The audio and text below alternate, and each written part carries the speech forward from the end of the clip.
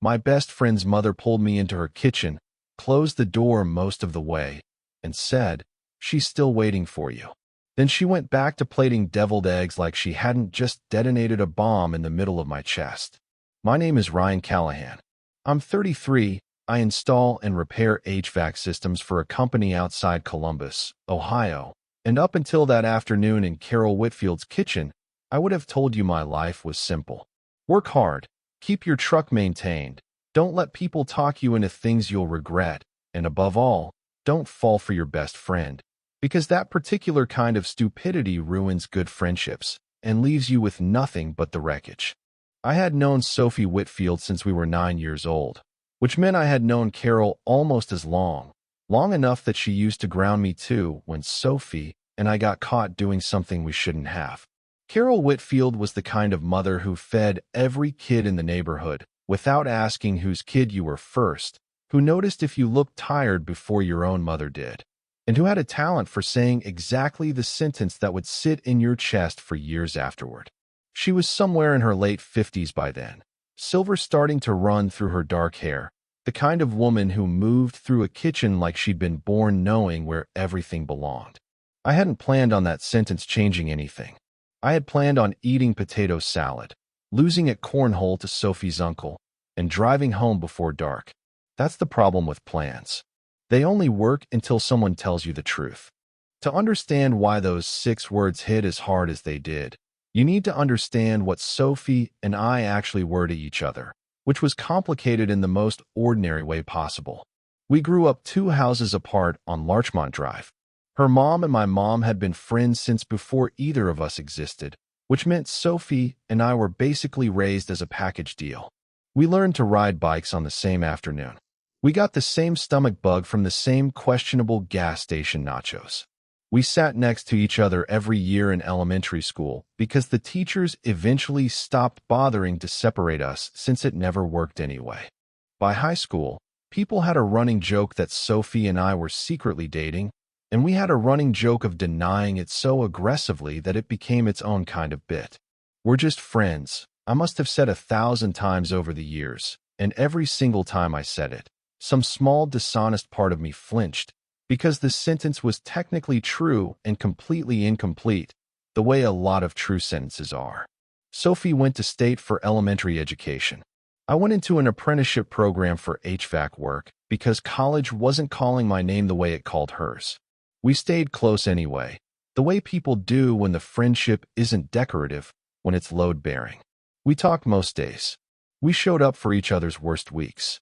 When my dad had his knee surgery, Sophie sat in that hospital waiting room with me until 2 in the morning, not because anyone asked her to, but because that's who she was. And somewhere in there, I fell in love with her, quietly, stupidly, and far too late to do anything sensible about it. I dated other people.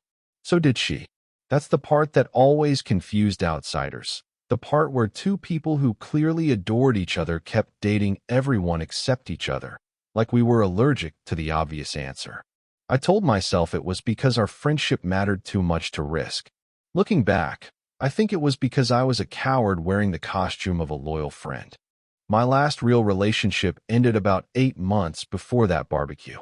Her name was Danielle, and she was smart and driven and entirely uninterested in staying in Ohio, which became clear about the same time she became uninterested in me. She left for a job in Chicago, and the breakup was polite in the way breakups are when neither person fights for the thing that's ending. I wasn't devastated. If I'm honest, I think some part of me had been waiting for an excuse the whole time, and Danielle just handed me one wrapped in professional ambition instead of cruelty. Sophie had dated a guy named Marcus for almost 2 years, on and off, mostly off by the time of the barbecue. Marcus was fine. That's the worst thing I can say about him, and also the most damning. He was fine the way a rental car is fine. Reliable, forgettable, replaceable. I never disliked him exactly. I just never understood what Sophie was doing with someone so thoroughly average when she was the least average person I knew. They'd broken up for the final time about 2 months before that barbecue, and Sophie had been quieter than usual since then, which I'd chalked up to normal breakup fatigue. I hadn't thought much harder about it than that.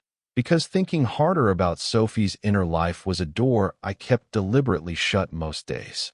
Some doors you learn not to open if you want to keep functioning. The barbecue itself was nothing special. Carol threw one every July, rain or shine, and half the old neighborhood still showed up even though most of us had scattered to different corners of the county by then. Folding tables in the backyard, a cooler full of drinks nobody paid attention to inventory on, somebody's dog running circles around the same 3 trees, kids cannonballing into a plastic pool that was clearly built for smaller humans. I arrived a little after 2, carrying a case of the cheap beer Carol always pretended to disapprove of and always drank 2 of by evening. Sophie was already there, sitting on the porch steps talking to her cousin, wearing a yellow sundress and sunglasses pushed up into her hair, laughing at something that made her tip her head back. I remember thinking, the way I'd thought 100 times before, that it was deeply unfair how good she looked doing absolutely nothing. "You brought the bad beer," she said when she saw me, standing to grab a can before I'd even set the case down. "It's tradition. It's a war crime, but sure, tradition." She cracked one open anyway, which told me everything I needed to know about how much she actually minded. We spent the first hour the way we always did at these things, drifting between conversations, getting roped into helping with the grill, losing gracelessly at cornhole against her Uncle Pete, who took backyard games far more seriously than any grown man should. Sophie elbowed me every time I overthrew, which was often, and I pretended to be more annoyed about it than I was. "You throw like someone who's never been thrown at," she said after my 4th miss in a row. "I fix furnaces, sophomore. Nobody's paying me to have a good arm. Nobody's paying you to have a bad one either." That got a laugh out of me loud enough that Pete accused us of psychological warfare against his cornhole dominance, which honestly, fair. It was a good afternoon. Ordinary in the best way, the kind of afternoon that doesn't announce itself as important while it's happening. I didn't know yet that Carol had been watching me and Sophie all day with the particular attention of a woman working up to saying something. Around 4, Carol asked me to help her carry a few trays inside, which wasn't unusual. I'd been hauling things for Carol Whitfield since I was tall enough to reach the top shelf. We walked into the kitchen together, me balancing a tray of burger buns, her carrying a bowl of coleslaw, and she set the bowl down, wiped her hands on her apron, and then did something that stopped me cold. She reached over and pushed the kitchen door most of the way shut, not all the way, just enough to change the temperature of the room. "Ryan," she said, "can I say something? And you let me finish before you respond?" I set the tray down slower than necessary, buying myself half a second to brace for whatever was coming. "Sure, Carol." She crossed her arms, not defensively, more like she was gathering herself. "I've watched you and my daughter circle each other for almost 20 years now. I held my tongue the whole time because it wasn't my business, and because I didn't want to be the meddling mother who ruins a good friendship by saying the wrong thing at the wrong time." She paused. "But I'm 58 years old, and I've buried enough people I love to know that waiting for the right time is usually just fear wearing a nicer outfit." I didn't say anything. My mouth had gone dry in a way that had nothing to do with the heat outside. "She's still waiting for you," Carol said. Simple as that. No dramatic build-up, no crying. Just 6 words delivered with the calm certainty of a woman who had decided the truth mattered more than tact. "She has been for longer than either of you will admit to me, and I am done watching my daughter settle for men who are fine while the person she actually wants stands 3 feet away pretending not to notice." I opened my mouth. Nothing useful came out. "I'm not asking you to marry her tomorrow," Carol continued, softer now, almost amused at my obvious paralysis. "I'm asking you to stop being a coward about something you've clearly already decided. You've loved that girl since you were teenagers, Ryan. I've watched you do it. Don't tell me I'm wrong, because I raised her and I've fed you dinner more nights than your own mother, and I know both of your faces too well to be fooled." "Carol, I'm not finished." She held up a hand, and I shut my mouth immediately, the way you do when a woman who used to send you home for using bad language at her table tells you she's not finished. She's turned down 2 men in the last year alone because, And I'm quoting her directly here. They weren't you. And she didn't say it that plainly, but I'm her mother. I can translate. She thinks you don't feel the same way. She thinks the friendship is too important to risk telling you otherwise. And honestly, watching the two of you almost say something for 2 decades has worn out whatever patience I had left. She picked the coleslaw bowl back up like the conversation was over, like she hadn't just rearranged the furniture of my entire life. So that's all I'm going to say. What you do with it is your business. But I'd hate for you to find out in 5 years that the reason she married someone else is because you were too scared to ask a simple question. Then she walked back outside, tray in hand, calling out to her sister about whether the corn needed another 5 minutes, leaving me standing in that kitchen with burger buns and the sudden, terrifying knowledge that everything I'd spent 20 years not saying had apparently been obvious to everyone except me. I stood there long enough that Sophie eventually stuck her head through the door. You get lost carrying buns, or did my mom finally convince you to defect to the good beer? Neither, I said, which was true and also the least honest sentence I'd said all day. You look weird. I'm fine. She studied me for a second the way she always did when she knew I was lying. That particular narrowing of her eyes, she'd been aiming at me since we were kids. Okay, she said, clearly not believing me, clearly deciding not to push it in the middle of a backyard full of relatives. Well, hurry up. Pete's already bragging about his cornhole streak like he didn't get lucky twice.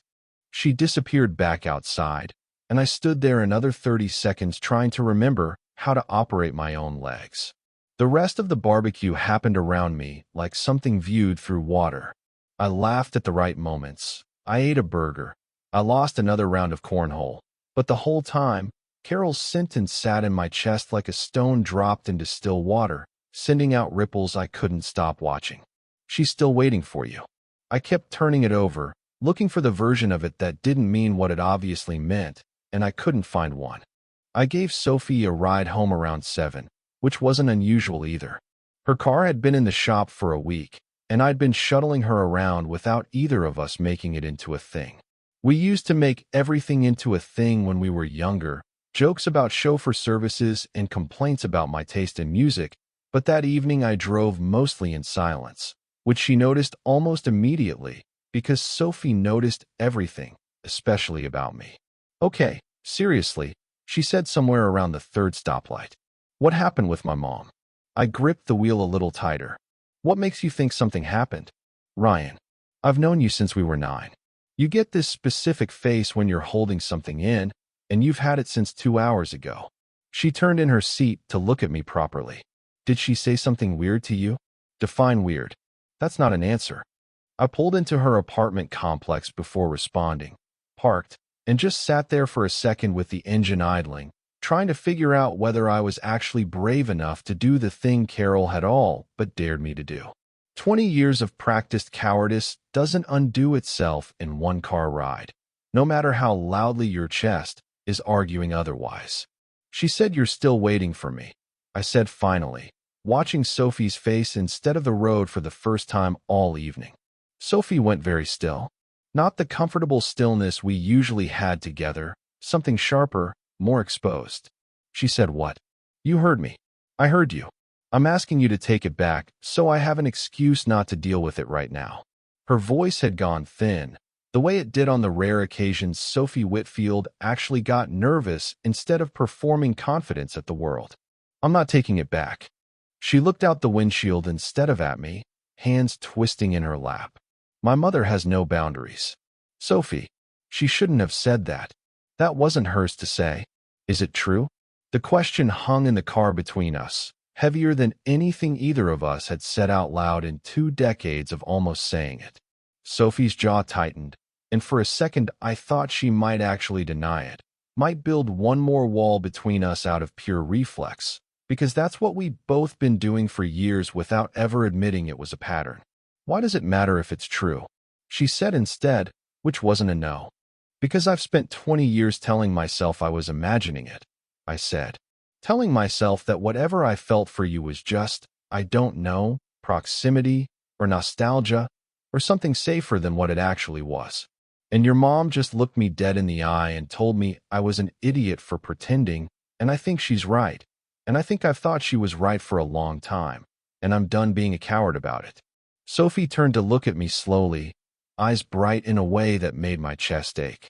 "What exactly are you saying, Ryan?" "I'm saying I've been in love with you since we were 17, maybe younger, and I never said anything because I was terrified of losing the one relationship in my life that actually made sense. I dated other people because it felt safer than risking you. And I think, based on what your mother just told me in her kitchen, that I've been a fool for a very long time." Sophie didn't say anything for a long moment. Then, very quietly, almost like she was testing whether the words would hold weight if she said them out loud, she said, "I turned down Marcus the second time because he asked me to move in with him, and all I could think about the whole time he was asking was you." Something in my chest cracked open, equal parts relief and terror. "Sophie, I've been in love with you since before I even understood what that meant," she continued, voice shaking now, the practiced composure finally giving way. "I used to make up excuses to call you. I used to get jealous of every girl you dated and hate myself for it, because you were my best friend and I wasn't supposed to feel that way. I told myself for years that if I said anything and you didn't feel the same, I'd lose the only person who'd known me my whole life, and I couldn't survive that. So I didn't say anything. I dated men who were fine because fine didn't threaten anything. I did the same thing, I said, with Danielle, with everyone before her. I picked people who couldn't possibly compete with you because some part of me knew they'd lose anyway." Sophie let out a breath that was half laugh, half something closer to crying. "We're both idiots. Enormous idiots," I agreed. 20 years of idiocy. My mother is never going to let either of us live this down. Your mother is never going to let me forget she solved this for us in under 30 seconds while I was holding a tray of hamburger buns. That got a real laugh out of her, shaky but genuine, the kind of laugh that breaks tension instead of hiding it.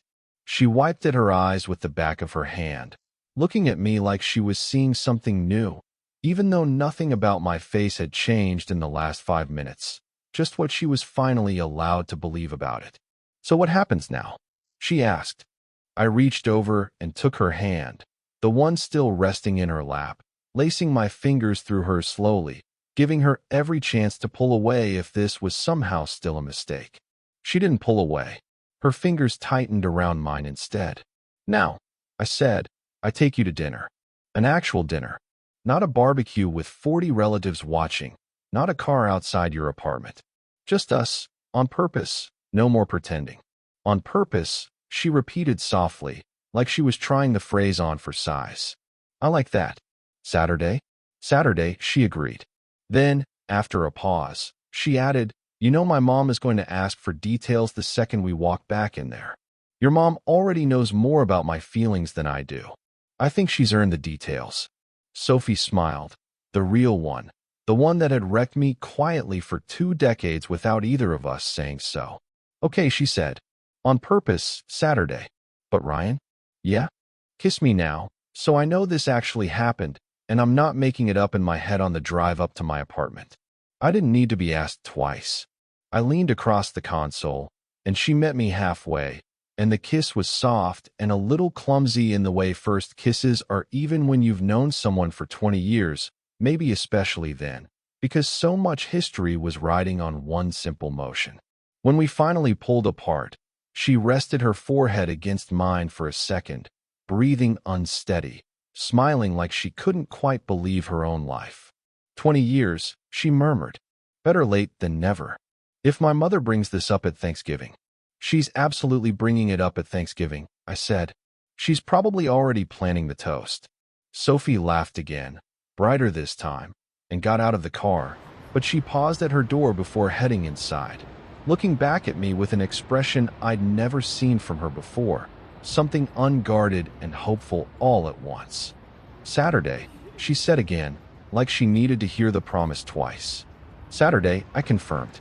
I drove home that night with the windows down, even though it was too cool for it, because I needed the air to keep myself from grinning like an idiot the entire way. 20 years of almost. And it had taken Carol Whitfield exactly 1 sentence and 30 seconds in her kitchen to finally push both of us over the edge we'd been standing on since we were teenagers. Saturday came slower than any week had ever moved before. I picked her up at 7, and she was wearing a green dress I'd never seen, hair down instead of the usual ponytail, and something in my chest actually hurt looking at her. The good kind of hurt, the kind you don't want fixed. "You look terrified," she said as she climbed into the truck. "I feel terrified. This feels like a bigger deal than 20 years of friendship should make it feel." "That's because it is a bigger deal. We just spent 2 decades pretending otherwise."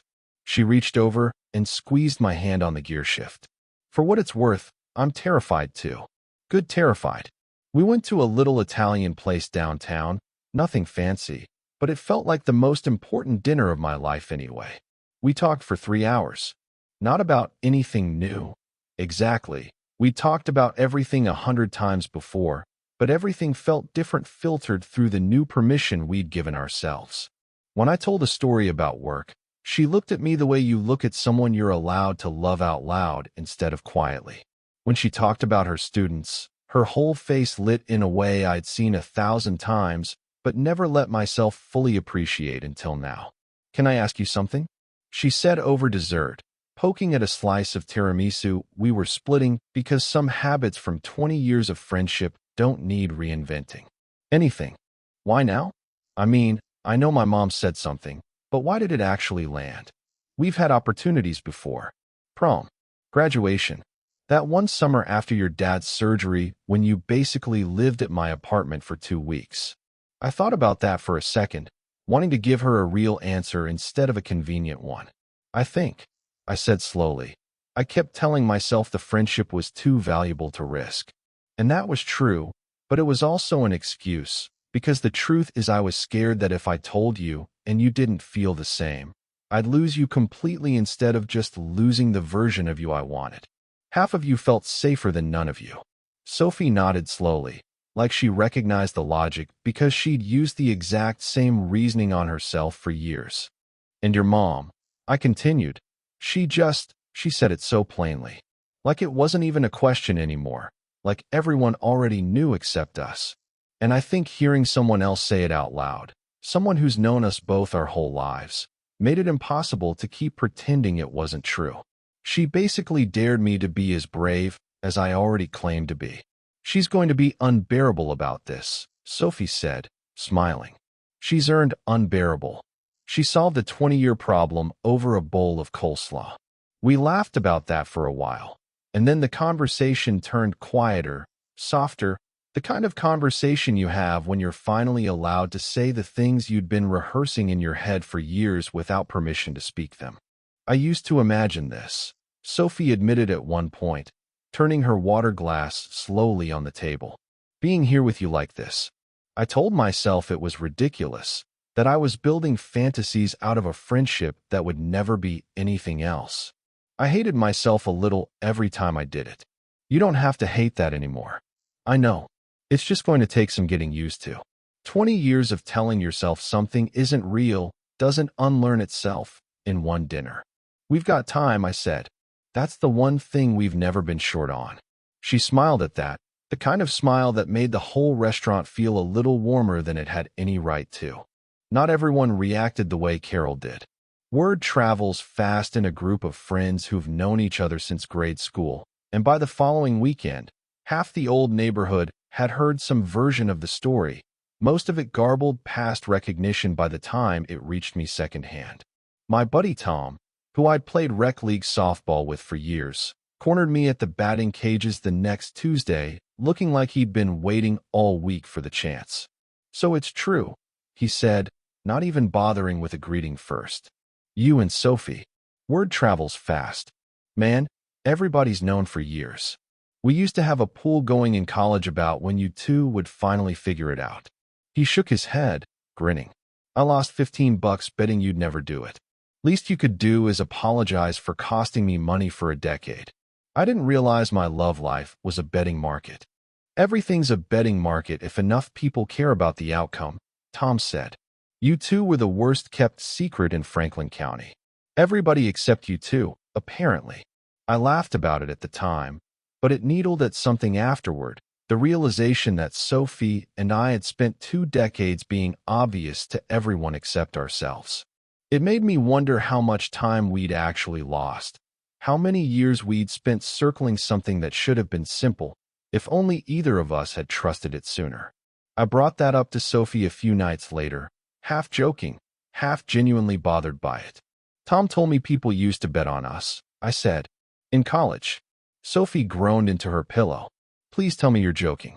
$15, apparently. He lost it betting we'd never get our act together. That's humiliating. It's a little humiliating, I agreed. Mostly it just makes me wonder how much time we wasted being scared of something everybody else already assumed was true. Sophie was quiet for a moment, tracing a lazy pattern against the back of my hand. I don't think it was wasted.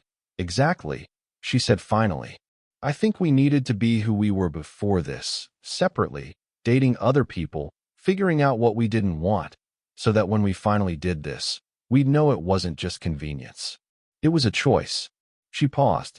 Doesn't mean I'm not annoyed we needed my mother to practically hit us over the head with it first. She'd say we're lucky she waited as long as she did. She'd say a lot of things, Sophie said, laughing. Most of them insufferable and most of them, unfortunately, true. Not every complication was so easy to laugh off. About 2 months into dating properly, Sophie ran into Marcus at a grocery store, and he didn't take the news well when a mutual friend apparently mentioned it to him before Sophie had the chance to say anything herself. He called her that same night, and I was there when it happened, sitting on her couch trying not to look like I was listening while very obviously listening. I heard you're with Callahan now, Marcus said, loud enough that I caught fragments even from across the room. I don't think I owe you an explanation, Sophie said, voice even but firm in a way that made me proud of her even through the tension of the moment. We were together 2 years, Sophie. I think I'm allowed to ask how long you were planning this behind my back. That landed unfairly, and I watched Sophie's jaw tighten, watched her decide, visibly, not to let the accusation stand unanswered. I wasn't planning anything behind anyone's back, she said. This happened after we ended things, completely after, and frankly, the fact that you're calling me instead of just being happy for me tells me everything I need to know about why we didn't work in the first place. There was a long pause on the other end, and when Marcus spoke again, some of the anger had drained out of his voice, replaced by something quieter, more resigned. Yeah, he said eventually. Okay, I hope it works out for you, Sophie. I mean that, even if it doesn't sound like it right now. When she hung up, she sat there for a second, phone still in her hand, looking more drained than upset. I moved over next to her, not saying anything at first, just letting her lean into me. That was harder than I expected, she admitted. You handled it well. I don't like hurting people, even when it's not really my fault. She sighed, resting her head against my shoulder. I think some part of him knew, honestly. I think some part of everyone who's ever dated either of us knew we were never going to be the main event as long as the other one was standing somewhere nearby. That's a strange thing to be flattered by and guilty about at the same time. Welcome to my whole year, she said, and we both laughed, quietly, the kind of laugh that comes after something hard finally settles. We didn't rush anything after that first dinner, which surprised some of our mutual friends, who assumed 20 years of build-up would collapse into something immediate and dramatic. Instead, we did something quieter, more deliberate. We dated the way people who already knew each other completely could afford to date slowly, learning the new versions of things we thought we already understood. What it felt like to hold her hand without pretending it meant nothing. What it felt like to kiss her goodnight instead of just saying goodnight. What it felt like to introduce her at a work function not as my best friend, but as the woman I was building something with. Carol, predictably, was insufferable about the whole thing, in the specific way only a vindicated mother can be. Every family gathering for the next several months came with some version of the same comment. I told you, she'd say, refilling someone's drink, entirely too pleased with herself. 20 years, and all it took was me saying 6 words. She wasn't wrong. and she never let either of us forget it. About 4 months in, Sophie brought up something that had clearly been sitting with her for a while. We were at my place, half watching a movie neither of us was paying attention to, when she muted the TV and turned to face me on the couch. "Can I tell you something that's been bothering me? Always. I keep waiting for this to feel like a mistake," she said. "Not because I don't want it. I want it more than I've wanted almost anything. But because we spent so long protecting the friendship by not doing this, and some paranoid part of my brain keeps waiting for the moment it all falls apart, and I lose you completely instead of just the version I settled for." I understood exactly what she meant because I'd had the same fear circling my own head more than once. "I think," I said carefully, "the difference is that we're not doing this recklessly. We didn't jump into this because of some dramatic moment that faded by morning. Your mom said something true, and it scared both of us into finally being honest. But everything since then has been us choosing this on purpose, every single day. That's different from falling into something and hoping it holds." Sophie considered that, leaning her head against my shoulder. "My mom really did just solve 20 years of avoidance with one sentence, didn't she? She's going to want that acknowledged at every major life event from now until she dies. She's earned it," Sophie admitted, laughing softly. "Honestly, at this point, I think she should get a speech at the wedding." I went very still at that, and Sophie must have felt it, because she lifted her head to look at me, a slow smile spreading across her face. "Was that too soon?" "No," I said. "Not too soon at all. Just surprising, coming from you first.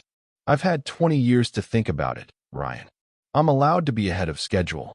We didn't get engaged that night. Not yet. But something settled between us after that conversation, some quiet certainty that this wasn't a phase or an experiment born out of one uncomfortable, illuminating car ride. It was the thing we'd both been circling since we were teenagers, finally given room to become what it was always trying to be. About a year after that barbecue, almost to the day, Carol threw her annual party again. Same backyard, same folding tables, same cooler full of drinks nobody kept track of. Sophie and I arrived together this time, which had become normal enough that nobody blinked, though Carol still made a small satisfied noise every time she saw us walking holding hands, like she was personally responsible for gravity working correctly. Midway through the afternoon, I asked Sophie to walk with me down toward the creek at the edge of her mother's property, the same creek we used to catch frogs in as kids, the same one we'd sat beside during 100 conversations over the years that had meant more than either of us admitted at the time. "This feels like a setup," Sophie said, eyeing me suspiciously as we walked. "Everything with us has technically been a setup since your mother ambushed me in her kitchen." Fair point. We reached the creek, and I turned to face her, heart hammering in a way that made 20 years of friendship feel like nothing compared to the next 30 seconds. I pulled the ring out of my pocket, and Sophie's hand flew to her mouth before I'd even said a word. "Ryan, I've loved you since before I understood what loving someone actually meant," I said. "I spent 20 years being too scared to say it, and your mother had to practically drag the truth out of both of us in her kitchen because we were too stubborn to see what everyone else already knew. I don't want to spend one more day pretending I could live a full life without you in the center of it. Sophie Whitfield, will you marry me?" She was crying before she managed to say yes, nodding hard enough that I laughed through my own tears, sliding the ring onto her finger with hands that weren't quite steady. When she finally kissed me, it tasted like relief and 20 years of almost finally arriving somewhere solid. We walked back up to the party still catching our breath, and the second Carol saw Sophie's hand, she let out a sound somewhere between a laugh and a sob, hurrying across the yard so fast she nearly knocked over a folding chair. "Finally," she said, hugging us both at once. "Do you have any idea how long I've been waiting to say that sentence out loud?" "About 20 years, based on the delivery," I said. 20 years and one very well-timed conversation over coleslaw, Carol said, wiping her eyes and looking entirely too proud of herself. "I should get a toast at this wedding. A long one." "You're getting a toast," Sophie promised, laughing. "You earned every word of it." We got married the following spring, In that same backyard, under string lights strung between the same trees we used to climb as kids. Carol gave her toast, exactly as long as she'd promised, recounting the story of the kitchen and the coleslaw bowl to a crowd that had heard the story roughly 400 times by then and still laughed like it was new. She ended the toast looking directly at both of us, glass raised, voice thick with something that wasn't quite tears, but wasn't far off either.